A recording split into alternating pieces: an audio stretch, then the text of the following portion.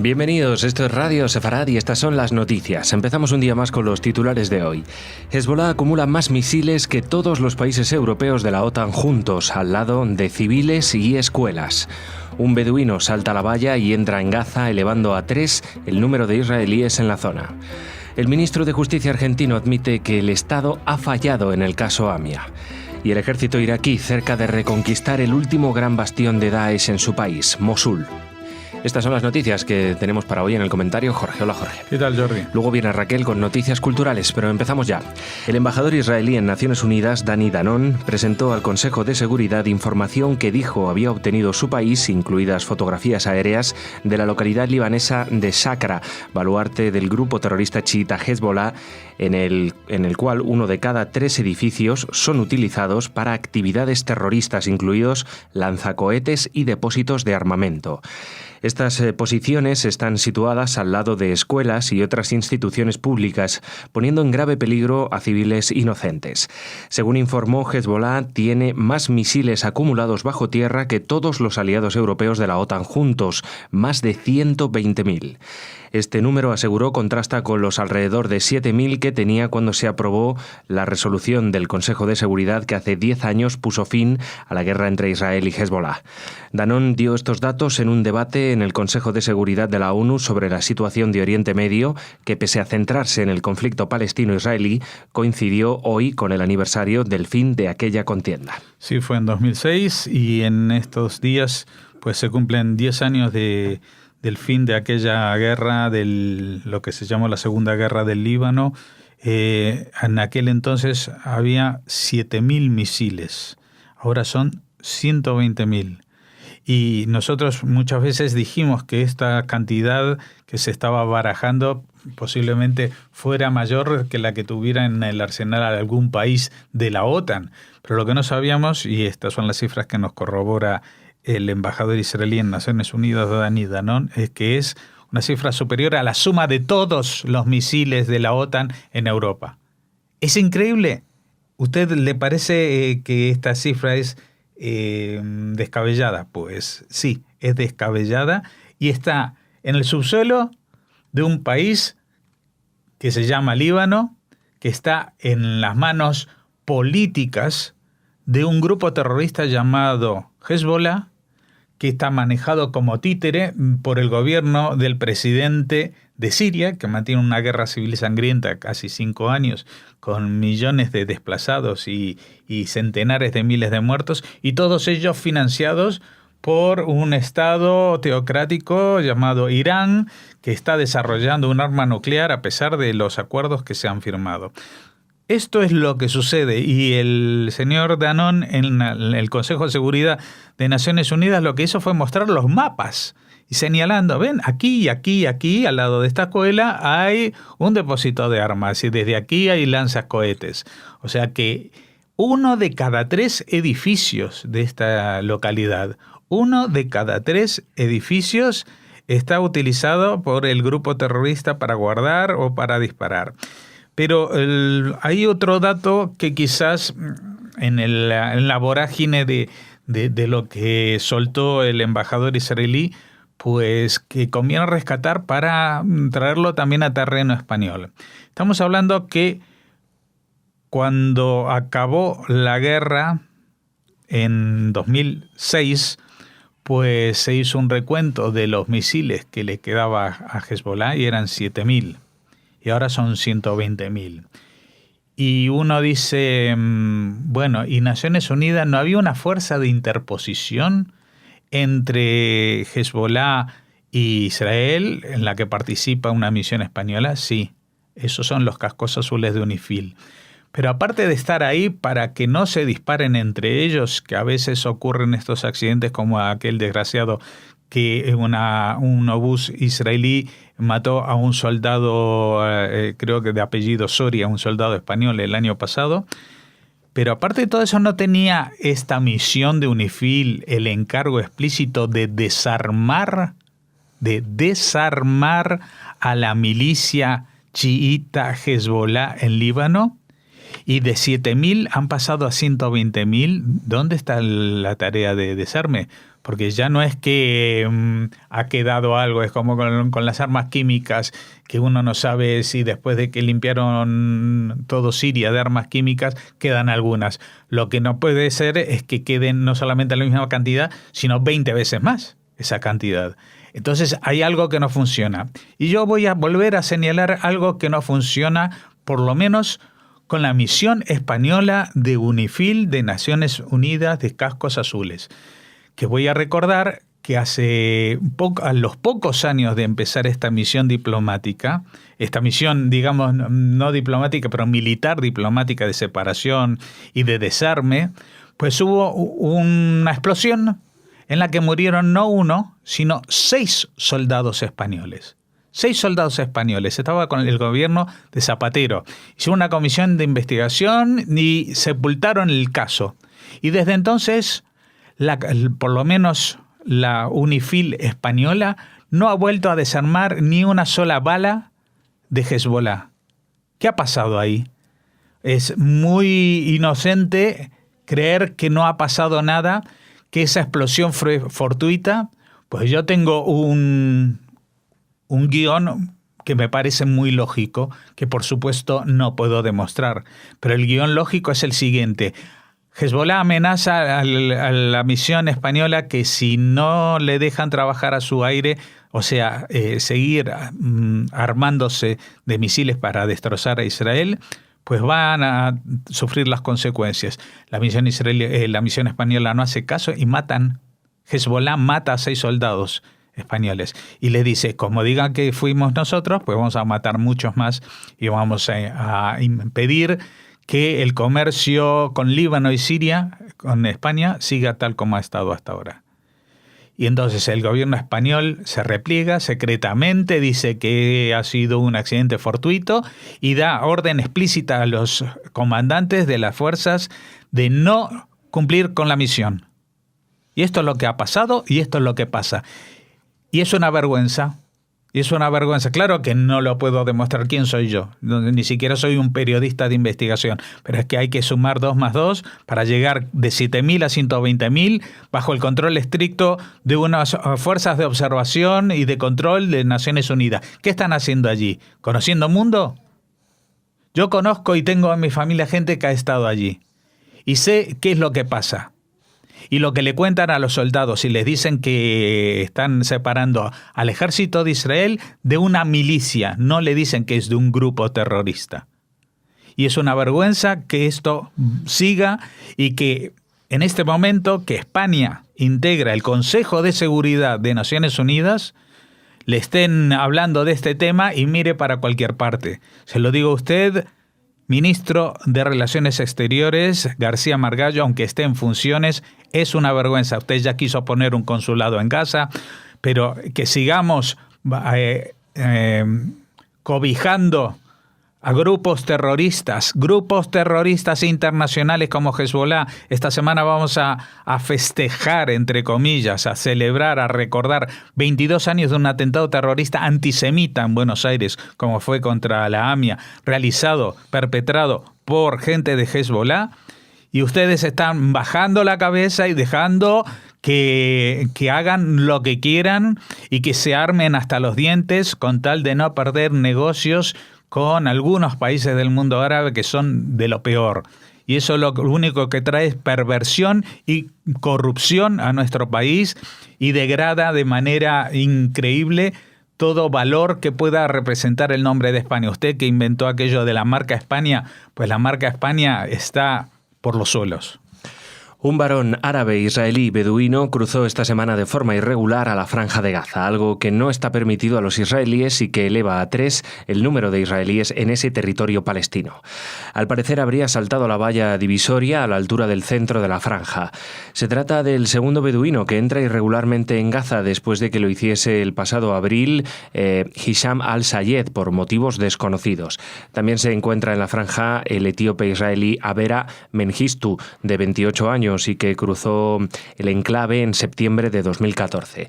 Estos dos últimos entraron por su propia voluntad y, según aseguran sus familias, sufrían problemas mentales. Según algunos medios, Hamás ha reclamado la liberación de 50 palestinos escarcelados en 2011 en un pacto con Israel y que han vuelto a ser encarcelados para empezar a negociar la devolución de los dos civiles y de los cuerpos de dos soldados caídos en el enfrentamiento de 2014, Hadar Goldin y Oron Shaul. Sí, o sea que eran 2 personas vivas más 2 cadáveres de soldados y ahora tenemos 3. Y yo ahora me aventuro también a una hipótesis. Y la hipótesis es la siguiente. Hamás, a través de enviados y contactos que tiene dentro de la autoridad palestina o en los territorios en disputa o incluso entre los árabes israelíes, ofrece a familias de beduinos y de árabes israelíes una gran compensación económica porque pasen a la Franja de Gaza y se conviertan supuestamente en secuestrados. Porque esto es muy raro, Jordi. O sea, ¿qué pasa? Todas las personas con problemas mentales se suben a las vallas de seguridad y cruzan a un sitio desde el cual se sabe que están disparando. Cuando fue el primer caso, el del etíope, pues lo dudamos. Con el caso del beduino, que va en el mismo sentido y del cual ya no había tantas certificaciones de que tuviera problemas mentales, eso se dijo un poco después, y su nombre y su foto no aparece en los carteles de Hamás, por ejemplo, sino que aparece como un cuarto personaje, pero respetado porque es musulmán, y ahora aparece un quinto. Esto a mí me huele a que son gente que tienen un arreglo con Hamás, que cuando son supuestamente secuestrados pues están viviendo en muy buenas condiciones en la Franja de Gaza para servir de moneda de cambio en negociaciones con Israel. Ya que no pueden secuestrar israelíes judíos, pues ofrecen secuestros virtuales. Esto es una nueva modalidad. Ya sabíamos de los colombianos, de los secuestros express y de los secuestros virtuales que te llaman diciendo que tienen a tu hija, pero no sabes si la tienen o no. Esto es ya otra cosa, que son los secuestros terroristas virtuales, que son pactados con las víctimas, que son ellas mismas las que se meten en la supuesta boca del lobo. Ojalá me equivoque, pero esto me parece que es así, y de ser así, pues supondría un cambio muy importante en las negociaciones que puede entablar Israel con Hamás. Porque si esto lo pienso yo, me imagino que a alguien del Servicio de Seguridad israelí se le habrá ocurrido. Y quizás ya se le ocurrió hace unos meses, pero ahora viene a corroborar que algo está pasando, porque esto es una táctica muy sencilla de hacer, decir, tú pásate, no te va a pasar nada mientras estés con nosotros y encima vamos a hacerle llegar a tu familia dinero y protección, etcétera, etcétera. Vamos a ver qué es lo que da de sí, pero lo que digo, esto es como en la noticia anterior. Una cosa es leer la noticia, lo que te cuentan, y otra cosa es decir, y 2 más 2, y le sumamos otros 2, y restamos, y dividimos, y hacemos todas las operaciones, y nos sale algo muy distinto de lo que nos presentan. Ni lo de Hezbollah en el Líbano es una sorpresa ni ha surgido de la nada, sino con la connivencia y la complicidad de los gobiernos occidentales que están ahí en UNIFIL, ni este joven árabe israelí beduino de pronto se vuelve loco y salta a la valla fronteriza como para unirse al otro que está allí. Algo está pasando y espero que si ha sido así, si es esto lo que han hecho, pues que se queden a vivir ahí con Hamás, en Gaza, y que sean muy felices, pero allí. Nos dirigimos a Sudamérica. El ministro de Justicia argentino, Germán Garabano, en su visita a la sede de la DAIA, la Delegación de Asociaciones Israelitas Argentinas, señaló que el Estado y el sistema de justicia han fallado respecto a la investigación del atentado contra el Centro Comunitario Judío AMIA de Buenos Aires en 1994, del que el próximo 18 de julio se conmemorarán 22 años y que continúa impune. El encuentro sirvió para rendir homenaje a las víctimas del peor atentado terrorista que ha sufrido el país, en el que fueron asesinadas 85 personas apenas 2 años después de un ataque a la Embajada de Israel en la capital argentina, que se saldó con 29 víctimas mortales. Garabano destacó que el gobierno está dando cumplimiento a la ley de reparación a los familiares de las víctimas, ha fortalecido la Unidad Especial de Investigación del Atentado a la AMIA, que depende de su ministerio, y trabaja para impulsar el juicio en ausencia para hechos de terrorismo. La Daya también agradeció al ministro el no haber apelado la inconstitucionalidad del memorándum de entendimiento con Irán. Sí, primero voy a aclarar este último término porque parece muy raro, ¿no? Recuerdan que hace unos años el gobierno de Cristina Fernández de Kirchner, a través de su ministro de Relaciones Exteriores, pues llegó un memorándum de entendimiento con Irán que servía de alguna manera para encubrir y desinculpar al gobierno de Irán de todas las acusaciones que tenían de ser los autores intelectuales y materiales del atentado contra la AMIA. A cambio no se sabe exactamente de qué, porque este acuerdo fue corroborado por el Parlamento con el apoyo del gobierno y los diputados kirchneristas, pero luego Irán no lo ratificó. Luego hubo un recurso de inconstitucionalidad, o sea que decía que ese acuerdo no se atenía a la ley argentina, y el gobierno de Kirchner quería revocar o apelar esa sentencia de inconstitucionalidad, que ahora el nuevo gobierno de Mauricio Macri dice que no va a apelar, o sea que queda claro que ese acuerdo fue inconstitucional, con lo cual no va a servir para encubrir o para quitar los pedidos de búsqueda en Interpol de los altos dirigentes iraníes de aquella época. Estamos hablando del año 94, algunos de ellos que han permanecido en el gobierno de Irán hasta el día de hoy. El tema es que aunque el ministro de Justicia ahora diga el Estado ha fallado, el sistema de justicia ha fallado, lo único que hace es corroborar una verdad de perogrullo. O sea, está claro que un crimen de Estado de esa categoría contra 85 personas con tintes racistas, xenófobos, no xenófobos, sino racistas, antisemitas, porque los que murieron no era la intención de matar extranjeros, simplemente cometido desde una potencia extranjera, etcétera, etcétera. Pues todo esto, evidentemente, si en 22 años no lo han podido resolver, está claro que el Ministerio de Justicia, el sistema de justicia argentino y que el Estado argentino han fallado.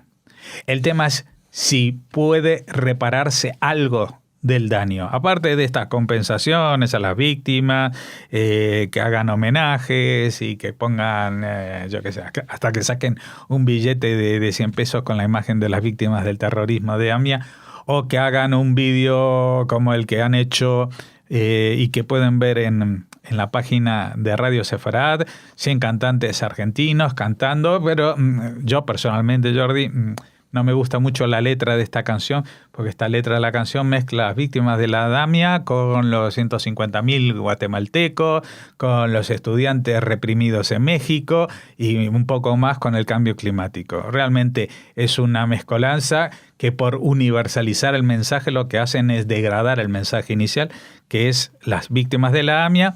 Y aparte hay una parte que es un poco muy graciosa. Invito a la gente a que vean el vídeo completamente, porque hay una parte que repiten 4 o 5 veces: somos las víctimas de AMIA, somos las víctimas de AMIA, todos a coro.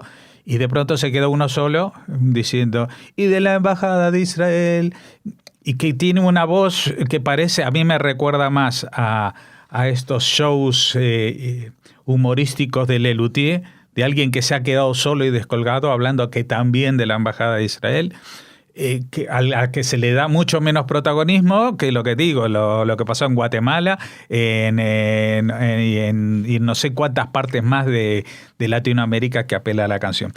Lo que digo es, ¿qué es lo que se puede hacer? Se puede hacer una cosa todavía. Se puede tomarse en serio el tema de Interpol. Y se puede tomar en serio la denuncia en los organismos internacionales, en Naciones Unidas. en todos los organismos que controlan a Interpol y en todas las organizaciones, absolutamente todas las organizaciones internacionales en las que intervenga Irán.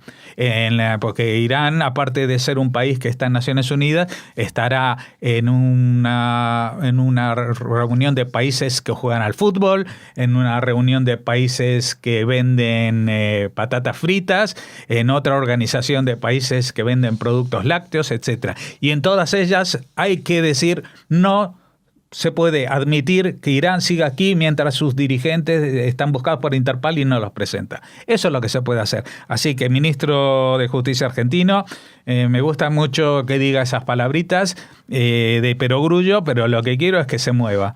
Y que para moverse, yo ya le muestro el camino. Denuncien en absolutamente todos los foros internacionales la actitud de Irán. Eso es lo que deben hacer, no lo que puedan hacer. Están obligados por la propia Constitución que han jurado y han refrendado esta semana en un acto en conmemoración de los 200 años de la independencia argentina, pues demuestran que Argentina es independiente y que defiende a sus ciudadanos, apelando a la complicidad, la ayuda de todos los organismos internacionales para aislar a un país que no se atiene a la ley.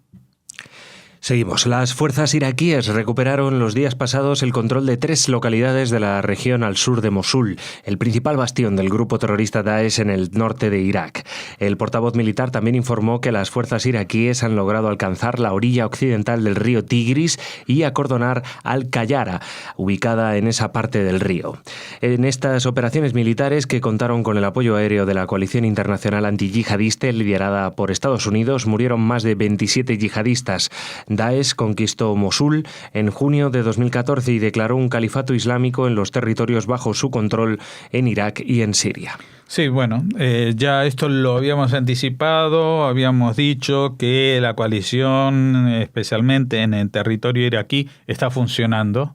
Está funcionando a nivel militar porque, bueno, la coalición da cobertura aérea, no se meten en más cosas.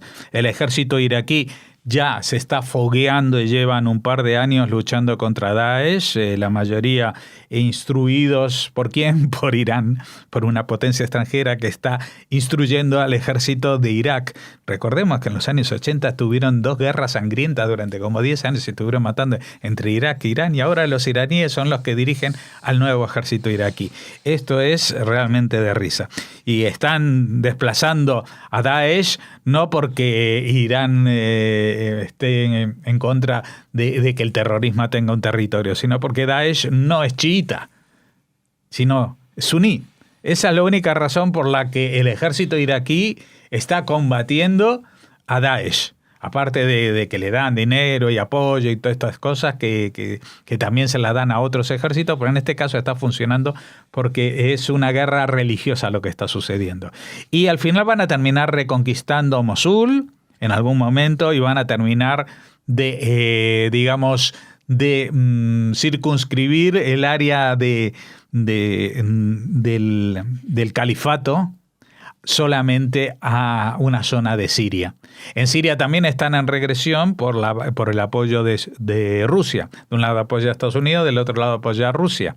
Entre ellos no se apoyan, pero bueno, esto es lo que está pasando. Va a haber un repliegue, pero seguramente en Siria la cosa durará más y cuando termine, si alguna vez termine, el conflicto, pues Siria ya no volverá a ser un país, del mismo modo que Irak hoy en día no es un país. Hay una zona independiente que está en el norte, que son los kurdos, y no creo que después de estos 5 o 10 años de autonomía total, ahora quieran volver a pasar a manos de los administradores chiitas del país.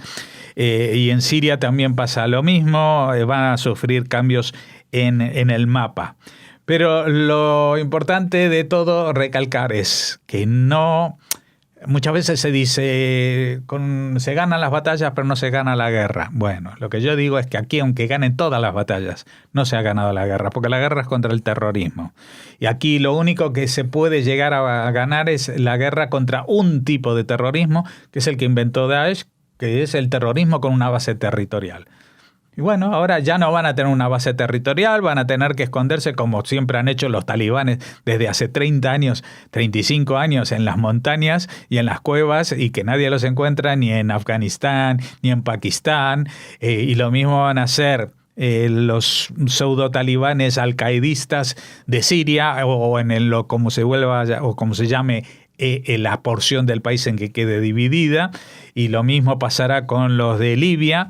Pero lo importante, y ahora esto es para tomar muy en serio, es que una parte de ese ejército, una parte de esos yihadistas que no son yihadistas de palabra, sino que son yihadistas bélicos, con formación, que han dirigido combates con tanques, con artillería, con elementos antiaéreos, que han recibido cuando capturaron al ejército iraquí y les dejaron todos los suministros americanos de regalo. Pues todos estos personajes evidentemente no se van a quedar ahí para morirse de asco. Van a aparecer entre nosotros aquí en Europa. Seguramente van a tener un aspecto mucho más aseado que la mayoría de los inmigrantes de esta ola, porque ellos vendrán también, aparte de con la sabiduría, vendrán con dinero de sus conquistas territoriales, de las ventas de petróleo, etcétera, etcétera. Se instalarán entre nosotros, algunos bajarán el perfil y otros simplemente se pondrán a instruir a nuevos soldados aquí, en nuestras casas, a la vuelta de la esquina o en el piso de arriba. Gracias, Jorge. Mañana te vemos de nuevo. Ahora Raquel con noticias culturales.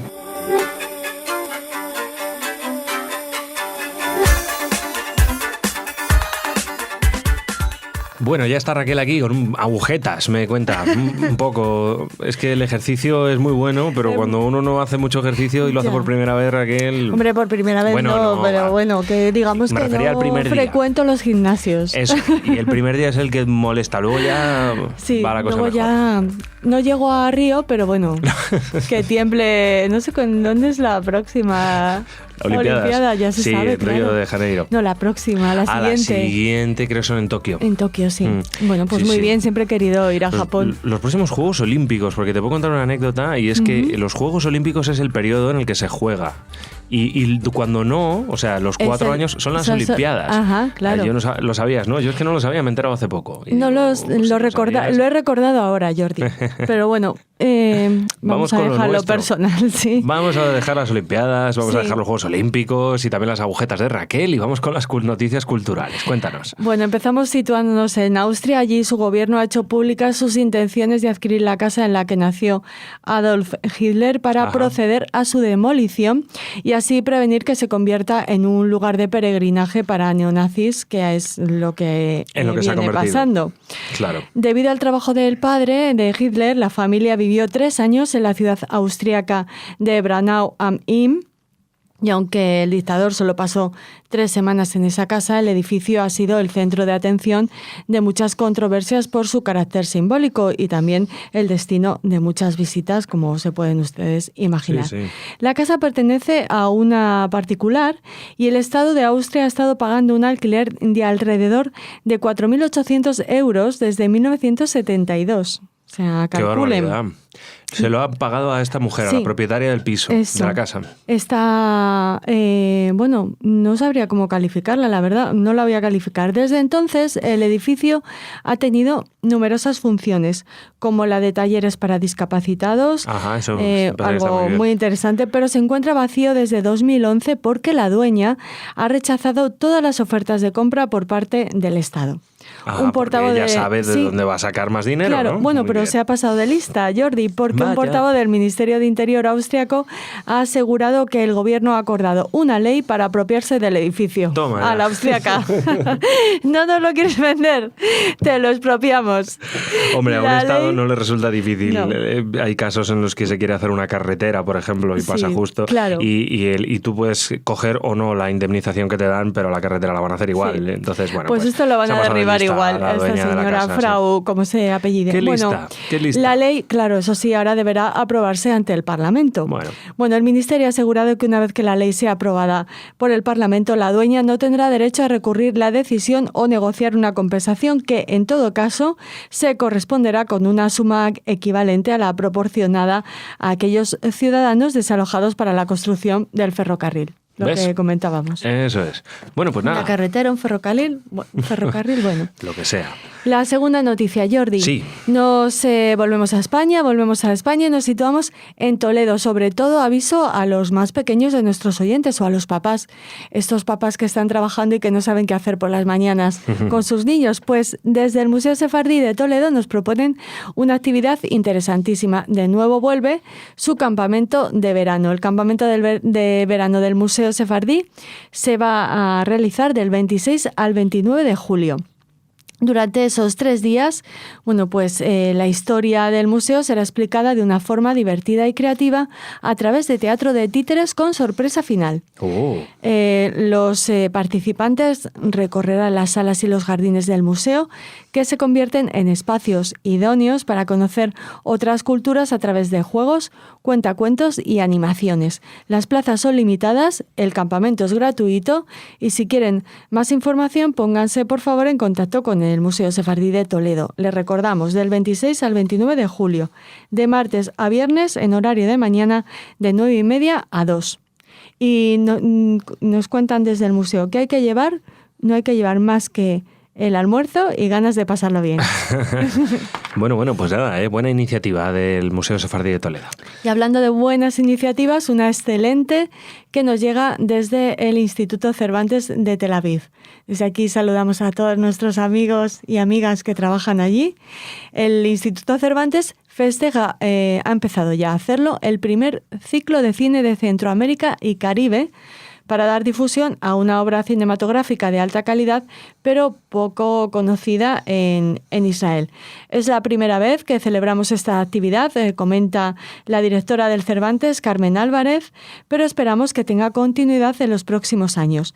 La cinematografía de estos países es bastante desconocida aquí y, sin embargo, hay muy buen cine en esa región. Películas como, por ejemplo, El Regreso, que ya se ha proyectado, la panameña Caja 25, Amores de Película, que representará a Honduras, Yo soy la salsa, que es la representante dominicana, y 4 puntos cardinales de El Salvador. La primera en proyectarse ha sido El Regreso, del costarricense Hernán Jiménez, que atrajo a un público, que era una mezcla entre los propios estudiantes del Cervantes o los interesados en el castellano, pero también israelíes con interés por el cine, independientemente del idioma en el que se manifieste o en el que se muestre la película. Por supuesto, dice Álvarez, la directora del Cervantes, que el objetivo del instituto es acercar la cultura del español a la población israelí y que para ello el cine es una herramienta perfecta. El ciclo es gratuito en castellano con subtítulos en inglés y se acompaña de diversas actividades para que los países en cuestión muestren su cultura, gastronomía, folclore, música u atractivo turístico con el fin de dar a conocer más sus atracciones turísticas. La iniciativa cuenta con el apoyo de las embajadas de Costa Rica, Panamá, Honduras, El Salvador y la República Dominicana. Pues nada, cine centroamericano y caribeño en el ¿He dicho Instituto la hora? Cervantes. Por si alguien se anima, alguien que tenga la suerte de estar en Tel Aviv. Lo tenemos todo grabado, Raquel. Vale, pues voy a rectificar, ¿vale? A las 7 de la tarde en el Instituto Cervantes de Tel Aviv, muy cerquita de la calle Dizengoff. Es un espacio maravilloso, les invitamos a que vayan. Hasta el 21 de julio podemos disfrutar de este primer ciclo de cine de Centroamérica y Caribe. Gracias, Raquel. Hasta mañana. Hasta mañana.